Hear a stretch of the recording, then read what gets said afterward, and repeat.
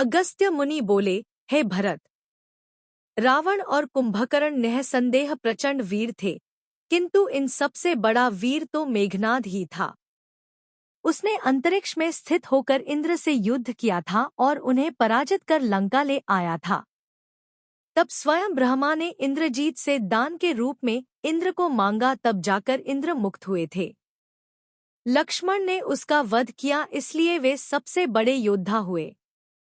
और ये भी सत्य है कि इस पूरे संसार में मेघनाद को लक्ष्मण के अतिरिक्त कोई और मार भी नहीं सकता था, यहाँ तक कि स्वयं श्रीराम भी नहीं।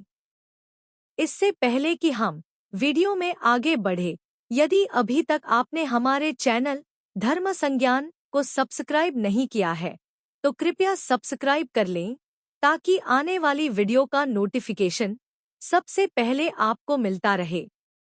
लंका के युद्ध के कुछ वर्षों बाद एक बार अगस्त्य मुनि अयोध्या आए। श्रीराम ने उनकी अभ्यर्थना की और आसन दिया। राजसभा में श्रीराम अपने भ्राता भरत, शत्रुघ्न और देवी सीता के साथ उपस्थित थे। बात करते करते लंका युद्ध का प्रसंग आया। भरत ने बताया कि उनके भ्राता श्रीराम ने कैसे रावण और कुंभकर्ण जैसे प्रचंड वीरों का वध किया, और अगस्त्य मुनि बोले, हे भरत, रावण और कुंभकर्ण निःसंदेह प्रचंड वीर थे, किंतु इन सबसे बड़ा वीर तो मेघनाद ही था। उसने अंतरिक्ष में स्थित होकर इंद्र से युद्ध किया था और उन्हें पराजित कर लंका ले आया था। तब स्वयं ब्रह्मा ने इंद्रजीत से दान के रूप में इंद्र को मांगा, तब जाकर इंद्र मुक्त हुए थे। लक्ष्मण ने उसका वध किया, इसलिए वे सबसे बड़े योद्धा हुए। और ये भी सत्य है कि इस पूरे संसार में मेघनाद को लक्ष्मण के अतिरिक्त कोई और मार भी नहीं सकता था, यहाँ तक कि स्वयं श्रीराम भी नहीं। भरत को बड़ा आश्चर्य हुआ, लेकिन भाई की वीरता की प्रशंसा से वह खुश थे। उन्होंने श्रीराम से पूछ कि क्या ये बात सत्य है, और जब राम ने इसकी पुष्टि की तो भी भरत के मन में जिज्ञासा पैदा हुई कि आखिर अगस्त्य मुनि ऐसा क्यों कह रहे हैं कि इंद्रजीत का वध रावण से ज्यादा मुश्किल था। उन्होंने पूछा, हे महर्षि, अगर आप और भैया ऐसा कह रहे हैं तो ये बात अवश्य ही सत्य होगी, और मुझे इस बात की प्रसन्नता भी है कि मेरा भाई विश्व का सर्वश्रेष्ठ योद्धा है, किंतु फिर भी मैं जानना चाहता हूँ कि आखिर ऐसा क्या रहस्य है कि मेघनाद को लक्ष्मण के अतिरिक्त कोई और नहीं मार सकता था। अगस्त्य मुनि ने कहा, हे भरत, मेघनाद ही विश्व का एकलौता ऐसा योद्धा था जिसके पास विश्व के समस्त दिव्यास्त्र थे। उसके पास तीनों महास्त्र, ब्रह्मा का ब्रह्मास्त्र, नारायण का नारायणास्त्र एवं महादेव का पाशुपतास्त्र भी था, और उसे ये वरदान था कि उसके रथ पर रहते हुए कोई उसे परास्त नहीं कर सकता था, इसी कारण वो अजेय था। उस समय संसार में केवल वही एक योद्धा था जिसने अतिमहारथी योद्धा का स्तर प्राप्त किया था। ये सत्य है कि उसके समान योद्धा वास्तव में कोई और नहीं था।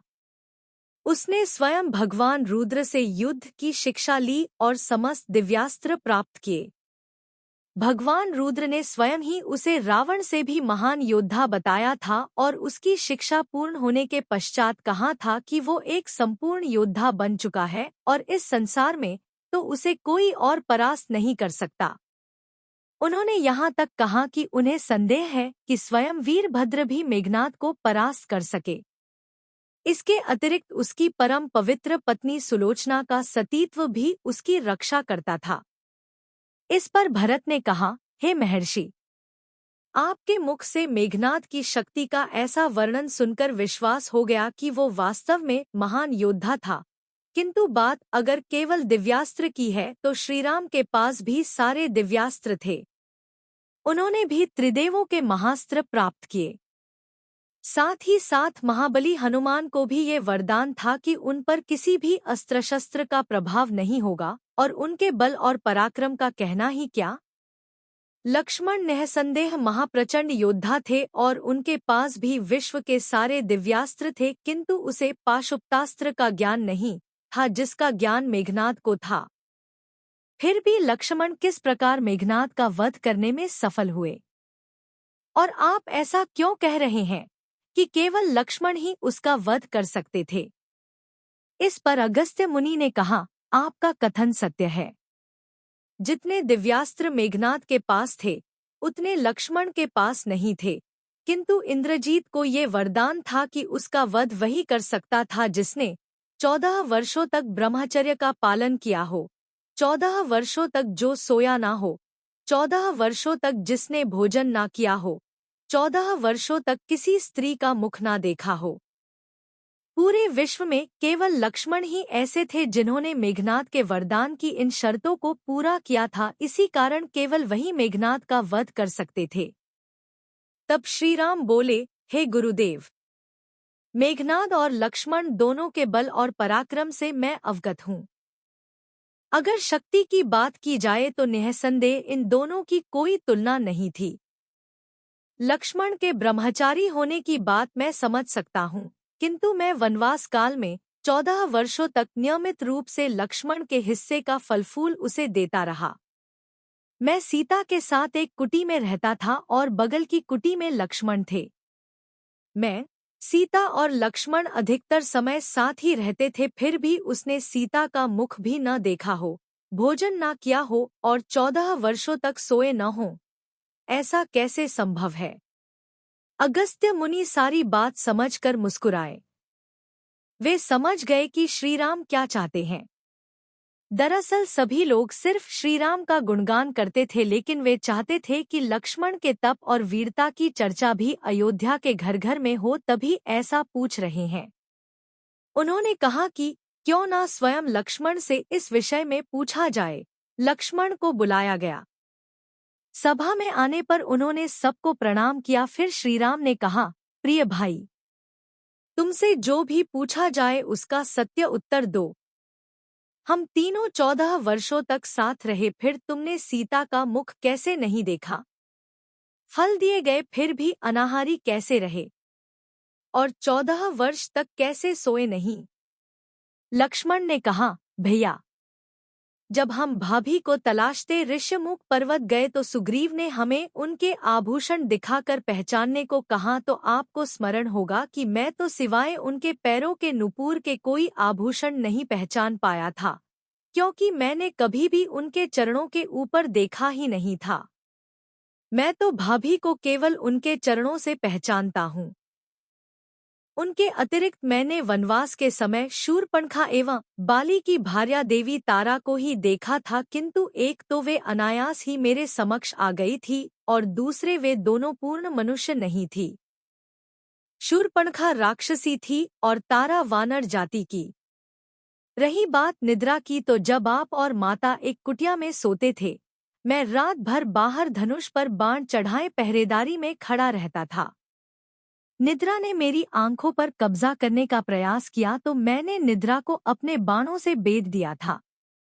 तब निद्रा देवी ने हार कर स्वीकार करते हुए मुझे वचन दिया कि वह 14 वर्ष तक मुझे स्पर्श नहीं करेगी, किंतु जब आपका अयोध्या में राज्याभिषेक हो रहा होगा तब वो मुझे घेरेगी।